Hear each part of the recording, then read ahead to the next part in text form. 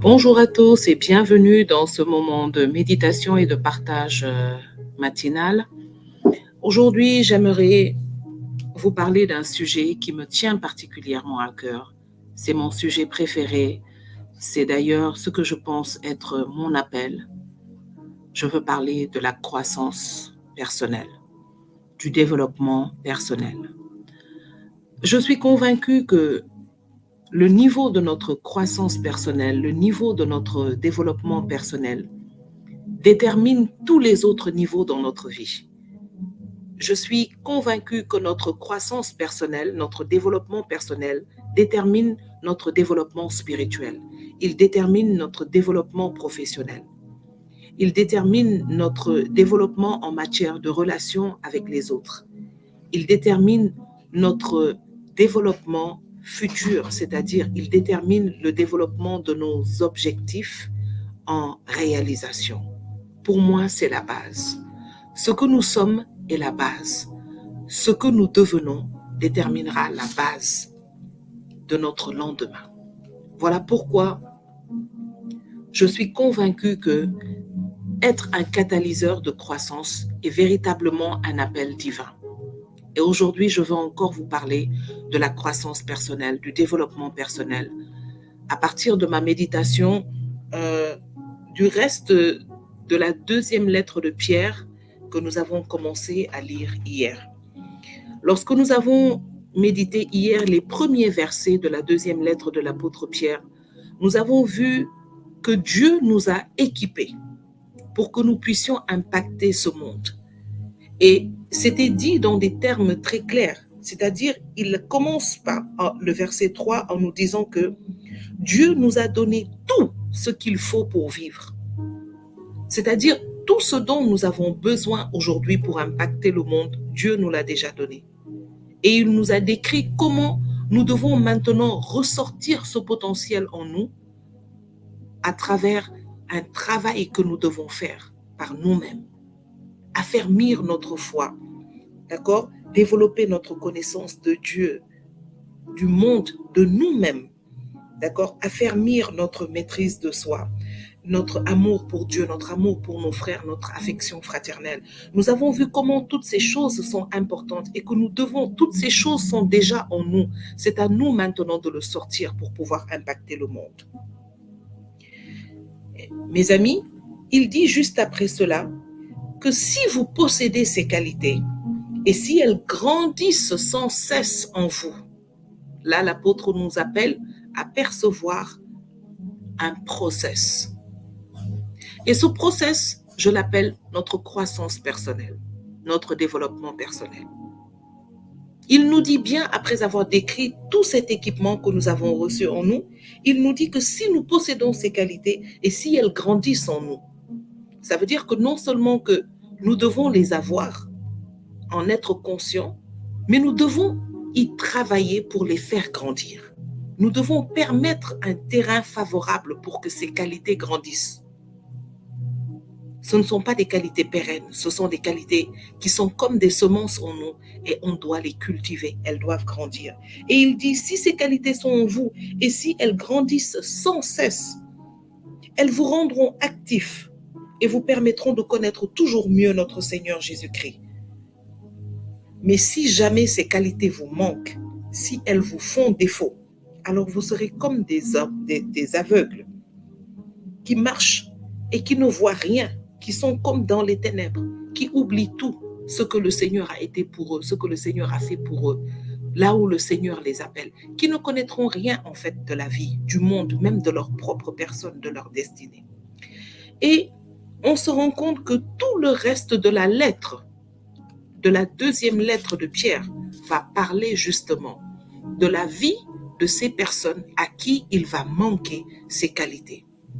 Tout le reste de la lettre, de la deuxième lettre de Pierre, va parler de la vie de ces personnes en qui ces qualités n'ont pas grandi. On verra que ce sont ces personnes qui vont être ballottées à gauche et à droite par tous les courants, qui seront les victimes et la proie des messagers de mensonges, de ceux qui vont se moquer de Dieu, qui n'auront aucun respect pour Dieu et qui vont venir avec des discours de puissance, avec des discours de religiosité. Attention. On pense parfois que ceux qui se moquent de Dieu, c'est uniquement les païens, les personnes qui parlent d'une manière non religieuse. Il y a des personnes religieuses, extrêmement religieuses d'ailleurs, mais qui en vérité se moquent totalement de Dieu, de sa parole et de ce qu'il a dit. Pourquoi? Parce qu'ils font marcher les hommes dans dans des erreurs, comme le dit la suite de la deuxième lettre de Pierre. Il faut marcher les hommes dans des erreurs en leur faisant croire, d'accord, en des discours qui ont une forme religieuse, mais qui à l'intérieur renient la puissance de Dieu, renient la parole fondamentale, inchangeable, éternelle de Dieu. Mais ils le présentent aux hommes dans des discours qui semblent religieux. Mais Pierre nous a déjà mis en garde. Il nous dit, les personnes à qui ces qualités vont manquer, ce sont ces personnes qui seront la victime de ces faux enseignants.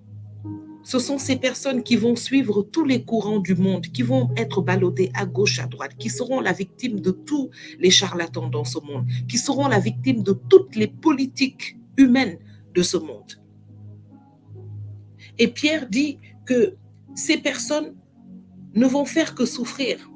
Non seulement qu'elles vont souffrir, mais certaines vont aller jusqu'à adopter ces états, ces modes de pensée. Certains vont aller jusqu'à adopter ces attitudes, ces comportements qui vont renier Dieu, qui vont totalement renier Dieu et sa parole.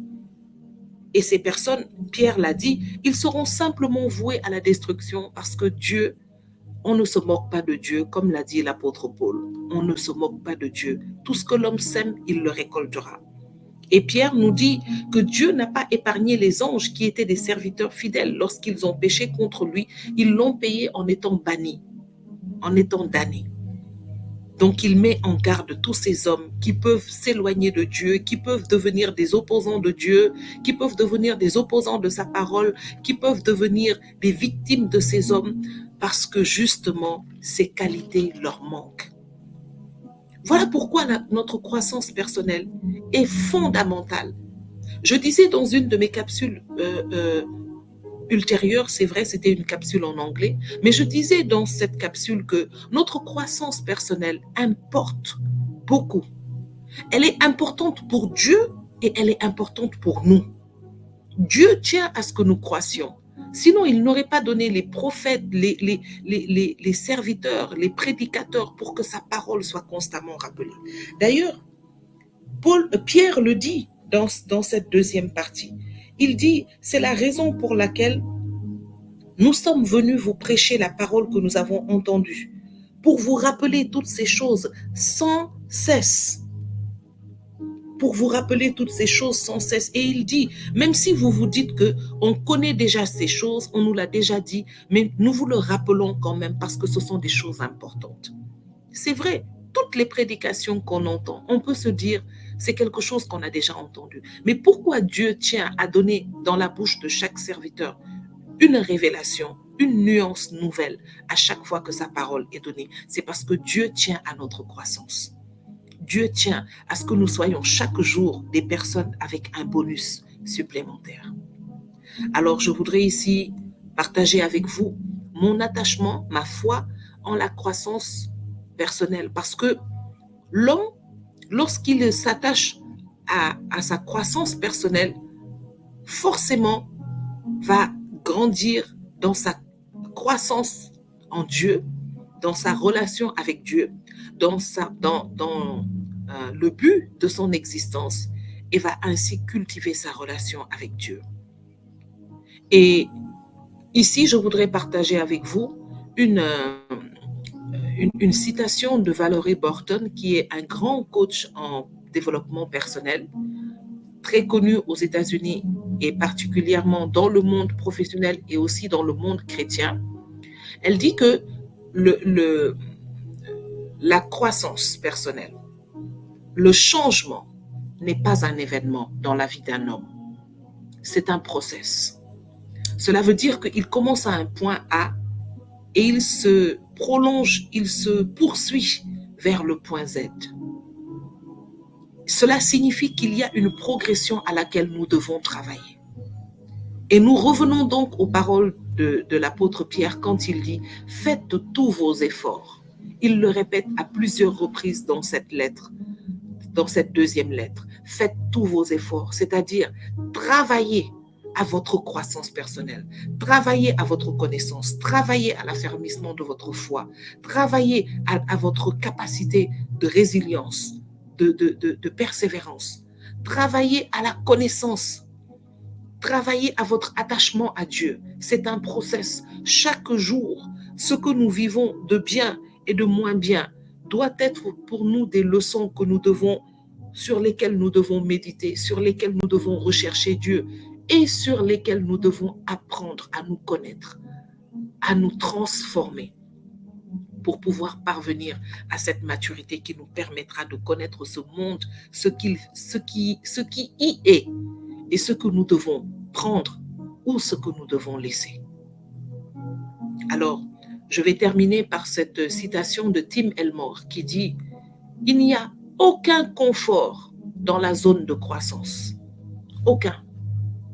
Mais par contre, il n'y a aussi aucune croissance dans la zone de confort.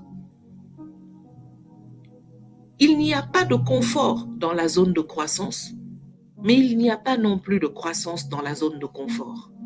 Cela signifie que nous devons quitter notre zone de confort pour connaître une véritable croissance.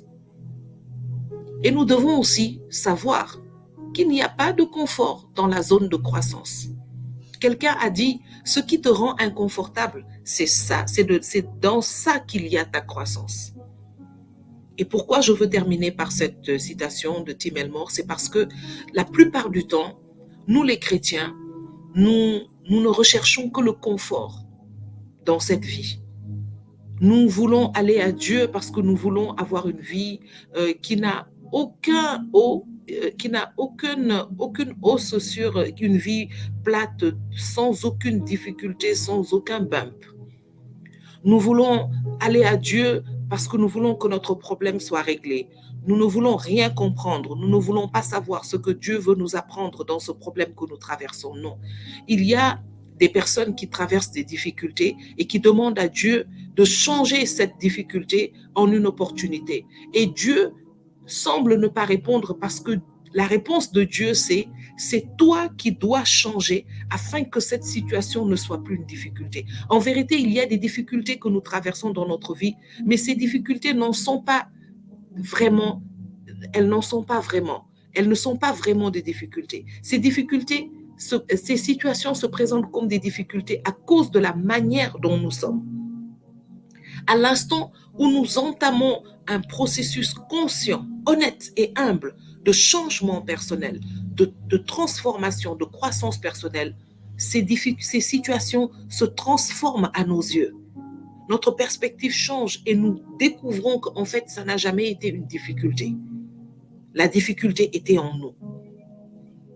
Alors, c'est dans ce sens que je dis qu'il n'y a pas de confort dans la zone de croissance. Parce que parfois, Dieu va nous mettre délibérément dans de l'inconfort pour que nous puissions expérimenter de la croissance. Il n'y a pas de confort dans la zone de croissance, mes amis. Nous devons comprendre que Dieu exerce nos doigts à la bataille et nos mains au combat. Nous devons comprendre le message de Jésus quand il dit qu'il n'est pas venu pour apporter la paix, mais pour apporter l'épée, pour séparer le bien et le mal. Alors, cette déchirure est un inconfort. Cette déchirure qui va nous pousser à un choix ultime, de choisir Dieu, ses voies, sa sagesse, de choisir la connaissance de Dieu et de nous. C'est un inconfort qui va nous sortir d'un bon petit sommeil. Mais c'est dans cet inconfort que se trouve notre croissance. Cet inconfort représente notre zone de croissance. Et dans la zone de croissance, il n'y a pas de confort. Mais pour les chrétiens qui veulent rester dans leur zone de confort, eh ben, ils ne connaîtront pas aussi de croissance. Et s'il n'y a pas de croissance, ces chrétiens sont potentiellement en danger parce qu'ils restent des bébés au milieu des loups et ils n'ont aucun moyen de pouvoir se défendre. C'était ce que je voulais partager avec toi ce matin.